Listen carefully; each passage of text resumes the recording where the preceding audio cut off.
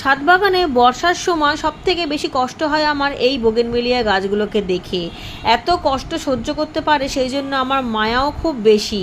দেখুন এত বর্ষার মধ্যেও কি সুন্দর থোকায় থোকায় ফুল হয়েছে, যদিও বা যতবার বৃষ্টি হয় ততবার ফুলগুলো ঝরে যায়, তবু কিন্তু ফুল দেওয়া থামায় না, ফুল দিতেই থাকে, কুড়ি আসতেই থাকে। বাগানে যতবারই আসি ততবারই আমি ডালগুলোকে নাড়িয়ে ফুলের জলগুলোকে ঝরিয়ে দিই, কিন্তু তাতেও কি রক্ষা আছে? জল ঝরিয়ে দেওয়ার পর আবারও বৃষ্টি শুরু হয়ে যায়, আবারও ফুলগুলো নষ্ট হয়ে যায়। এদিকে বর্ষা শেষ হবার কোনো নামই নেই, বৃষ্টি হয়েই চলেছে। জানি না আর কতদিন পর্যন্ত এইভাবে বৃষ্টি হবে। এত অতিরিক্ত বৃষ্টি হবার ফলে গাছে মিলিবাগ লেগে যাচ্ছে, বিশেষ করে জবা গাছে।